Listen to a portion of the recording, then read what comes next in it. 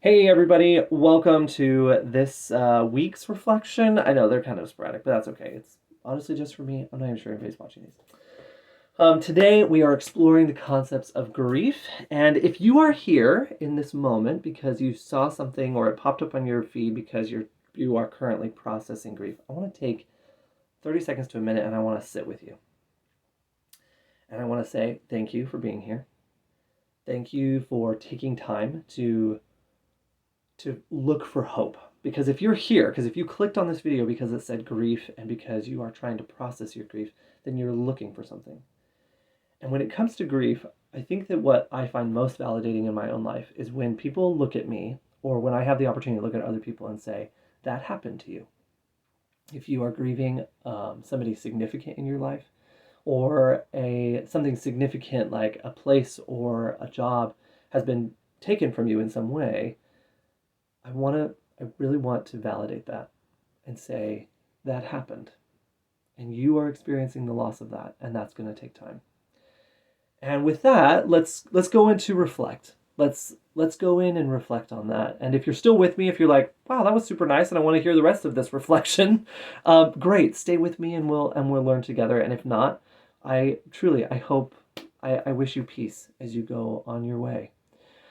So from an academic standpoint, from a learning standpoint, let's talk about grief in the DSM. Grief does not have its own ICD code, from what I understand. If any of you out there, you know the DSM just like so well, and you're like, oh, Slade, this is where you need to look, please share it with me because I really want to know.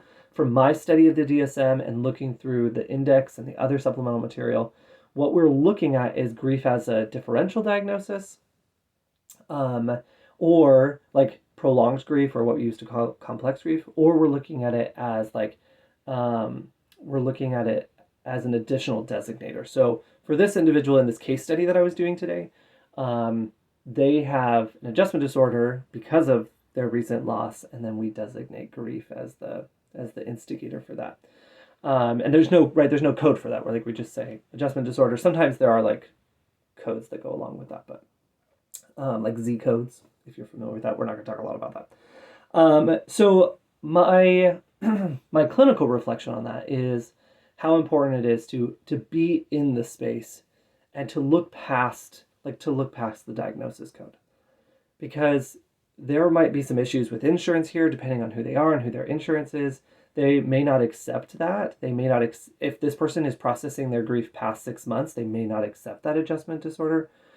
Especially if your notation is showing that they're progressing in any way, right? They'll say, oh no, they're doing great. We're not going to approve that. Like, done, or they're gonna run out of sessions, So it's like I have 6 sessions, or there's 20 sessions, or whatever it is, and so you run out of that, as you're processing this, and that is no reflection of like how good the counselor is or the work that the client is doing. It's just a matter of how much time it is to come to peace with that loss.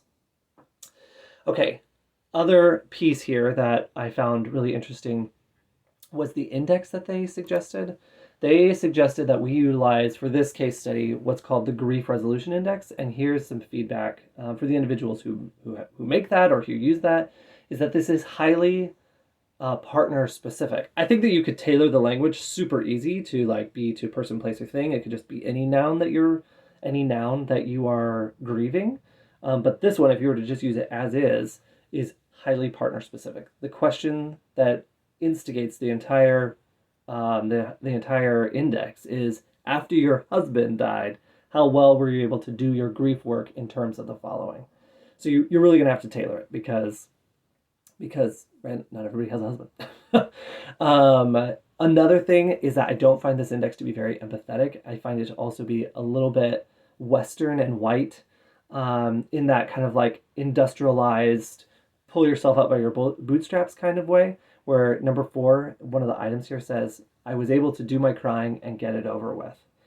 In other cultures, we don't see grieving in that way. Yes, there may still be kind of like machismo if we're looking at kind of like in the Latino population, where, right, like I have to be tough, I have to hold up this front for everybody else, so that we keep going. I'm not allowed to cry, right? But in other culture, so I get that, But in general, right, like we have this idea that like I'm gonna cry, and then you get it over with, and I'm not gonna worry about it anymore. And I'm not a proponent of people like carrying their grief with them for the rest of their life, but something that I try, and if you're still with me from the beginning, something I try to help my clients understand is that grief changes us. We are not the same after we've lost, and that's okay. And in many ways, that's good. That it's all the cliches about love is that like to love and to lose is like the best thing that we can ever do, because without it, right, then we wouldn't know love. So right, like that loss is, yes, it we want to be able to find a new way, like we want to be able to sit with it differently, and we want to be able to find purpose and direction and not get locked down in our sadness or our anger, or we don't want to get trapped. We can do that in a really mindful, empathetic way. And so that if you're using this index, I think it's important to note that it's right, it's not, it is really about like, okay, grieve and get it done with. Right, and grief to me is it's a process. It's a becoming. It's not just an event. Does that make sense? Okay. Thank you for being with me today. Just as a like point of reflection, this is my third time making this video, but I think this is the one that captures all of it: the empathy, the connecting, and remembering that if you're here in this space and you saw grief, that you're probably processing that in some way, or if you're learning along with me, that maybe you're wanting to know more about grief and how to approach it in the clinical room. So thank you, and I'll see you next time.